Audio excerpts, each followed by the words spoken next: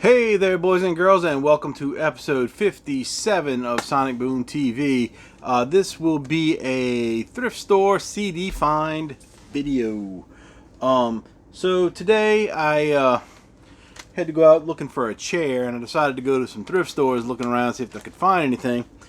And I went to a place called the Bridge House, and I went to a Goodwill store. And I found 11 CDs. Kind of a mixed bag here. Nothing I would say that's like super exciting, but some things that I wanted and some things that never heard of and just thought I'd give it a try. So let's start out with the three I got from Goodwill. The first one is The Promise Ring, Very Emergency. This is a band that I found years ago I was looking through a bargain bin at a CD warehouse or something, and I came across this. It was like a single, more like an EP though, but I think it was considered a single. But it had like 5 songs on it for a song called Electric Pink, and it had this, pink cover with a little silhouette of a hippo on it or something. And I thought it would be cool, and I just wanted to try it out. And it was like $1 or something. And I brought it home, and it was like the greatest thing, man. I loved it. And I never could find any of their CDs again, in the wild. And so I had one or two like compilations that had a couple songs, and the song on here that I know, "Emergency, Emergency," was on one of those, I believe. And then there was something. They used to be. Well, this is on Jade Tree as well. There was like a Jade Tree. Download thing, and you could download some of their stuff. So I got maybe 1 or 2 albums worth of songs, but no official CDs except for that single I have until I got this one. And I'm kind of excited about that one because that's something that I've been wanting to listen to. A band I wanted to listen to for a while, and have stuff that I don't have.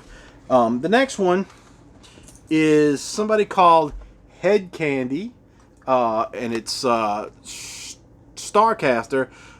I don't know this band at all. It just looked interesting, and it was in real good shape. So I figured I'd give it a test. I don't even know. I mean, it's definitely gonna be like alternative, at least alternative rock.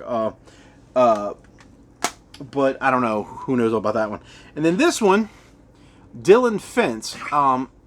My dog is going to cough next to us. Dylan Fence was on Mammoth Records, and I have a few different bands that were on that label.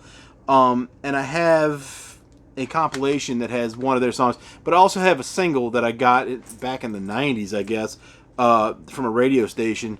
I don't think it's one of these songs that's on this one, but I remember them. I don't remember if I liked them or not, but I'm going to give it a try for, like I said, for $1. I know they were like an alternative indie rock kind of thing. Most of the bands on Mammoth were. So those are the 3 I got from Goodwill. Then I got from the Bridge House store something that I always passed on back in the day because I just hated the cover. But I wanted it. I always wanted it because I liked the song, but this cover just. Ugh. I didn't like it. It was ridiculous to me. And that would be Marilyn Manson's Lunchbox. This has 6 songs on it. There's Lunchbox, which I'm assuming is the album version. Then the next motherfucker remix, Down in the Park, which is a cover song. Brown Bag remix, Metal remix, and Lunchbox High School Dropout. So I don't know if these are all the same song with just remixed or some other stuff, because I don't know what Brown Bag and Metal would be. But anyway, if you know the lyrics, I guess you might. But it was basically brand new, so I picked it up. I was into Marilyn Manson before they got cool and everybody liked them. It was weird. It was like I found this band. It was when Portrait of American Family came out. And I know they had done some stuff before, like, the Spooky Kids stuff, but I never got any of that. But as far as that version of the band, I was into them for like a year, and then I was kind of not over it, but it wasn't like, oh man, that's a cool thing to be listening to right now. Then all of a sudden, like every teenager, every person in college, everybody I knew was like this crazy Marilyn Manson fan. I was like, okay, well, I've been knowing about it. You could have asked me, and I would have told you. So anyway, but I do have the Portrait of an American Family on cassette as well as CD. Don't have anything by them on vinyl. The next one is a band that I have one CD by them before this, and that's Black Veil Brides. We Stitched These Wounds. The CD I have is probably before this one. It was a weird thing. It was like one day I was at Wendy's, and this kid walked in, and he was like, his mom was like this prim and proper lady, dressed in a nice little suit type dress suit thing, whatever they call those. And this kid walked in, and he's got like, just all this like alternative looking clothes on. He's got chains hanging off of him. And she says, "Baby, what do you want for lunch?" And I was dying laughing. They didn't see me, but I was dying. And he had a bracelet on that said Black Veil Brides on it. And I was like, what in the heck is that? I got to figure it out. So, of course, I go home and I look it up, and I found out it was a band. So I bought one of their CDs, and I really liked it. And I know some people didn't like them for some reason or another, probably because they were like emo looking kids or whatever. But they were kind of like glam metal too, and it was weird. But I really liked that CD, and I haven't listened to it in a long time. So I got this when I saw it. I'm gonna put this one in, and I'm gonna pull the other one out, and we're gonna check out some Black Veil Brides later on. Next one. I thought it was a different band when I picked the CD up, but it's the Snapdragons, and it's just a self-titled album. When I picked it up, I was thinking of the Soup Dragons, which I have the album with their hit on it, and I was walking around. I was like, "That's not the right name of the band." I was like, "It's not the Snapdragons. I don't know who the Snapdragons are. It's got to be something else." And then it hit me. It was the Soup Dragons I was thinking of, but I decided, you know what? It's $1. So I figured it would be worth checking out, and we got that one too. So got a couple more. We got 5 more. The next one is Blackstone Cherry. I had a friend that liked them. I don't know anything about them really. I think they're like a hard rock, kind of one of those like revival type bands where they play that 70s 80s style, but modernly. I think they had a hit song, but I don't know what it was. But I knew the name of them, and I knew they were kind of popular for a while, and I knew I had friends that liked them, so I figured I'd check that out. We'll see.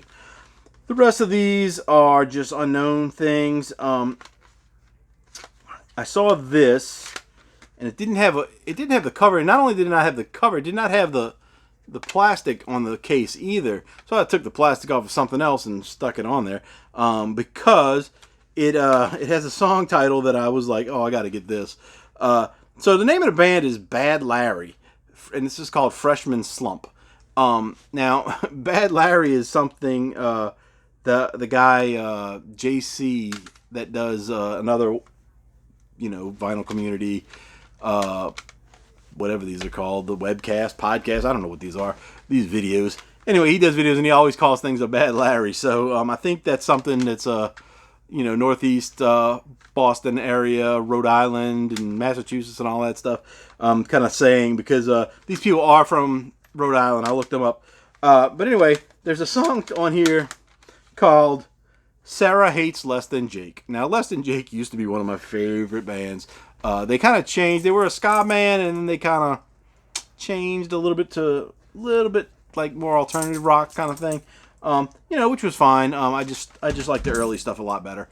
But anyway, I thought that was funny. And then as I'm looking through all these CDs, because they probably had 1,000 CDs at this place, I'm going through, and then I find another one, Bad Larry, No Deal, and it says declined. So I think if they must have had a record deal and it didn't work out or something. But the songs that are on the other one, on this one, they're all on this, but I don't know if there's a difference between what they are. And so when I was trying to figure out what they were, and I looked them up online, I looked on Discogs, losing my mind here. Looked on Discogs to see if I could find them. Couldn't find anything on them. But when I got it, there was a CD behind it, and it's a homemade CD, and it says senior discount.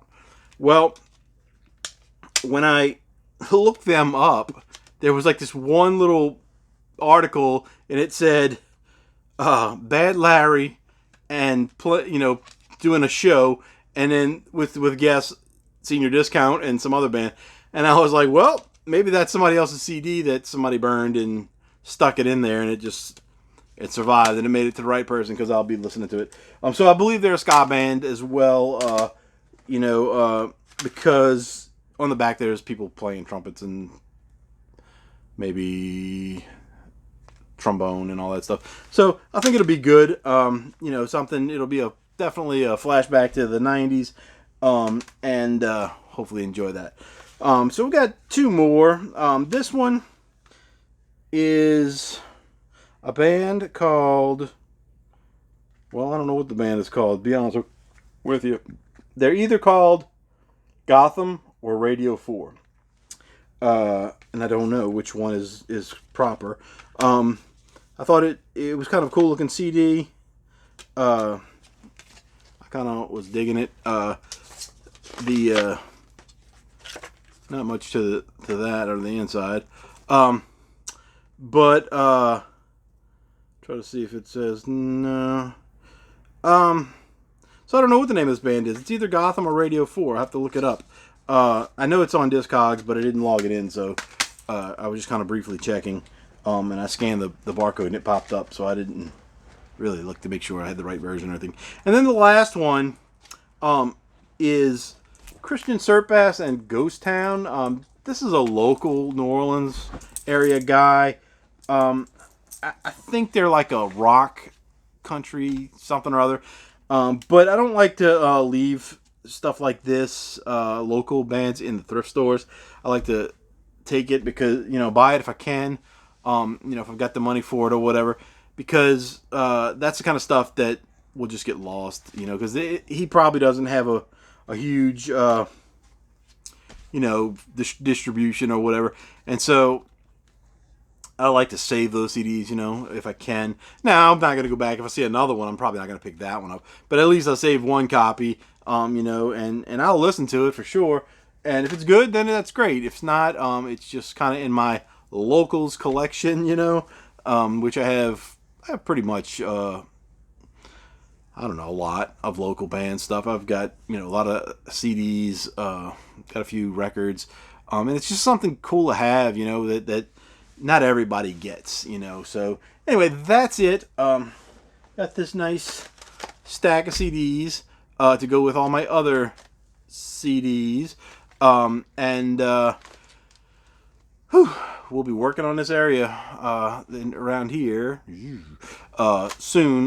Like I said before, there's going to be a shelving thing back here at some point in the near future, so I can have my records on there, and then we'll get more of an area that looks like a music area, and maybe I'll just like do the music tour thing or whatever that people do for their rooms. This is just like my living room basically, and this sofa thing that I'm sitting on, maybe heading out, I don't know. It doesn't I don't really have a lot of room, so once I put the records over here, I don't know if this is going to have any place to fit. Maybe on that wall right there, but there's a record player there, a big record player. That's it's like a piece of furniture that was my grandparents'. Can't ever get rid of it. When I die, somebody will throw it in the dumpster, I'm sure. But until then, it's mine. So that's it. See you guys next time. And I'll be back. Whatever. I don't know what I'm saying, guys.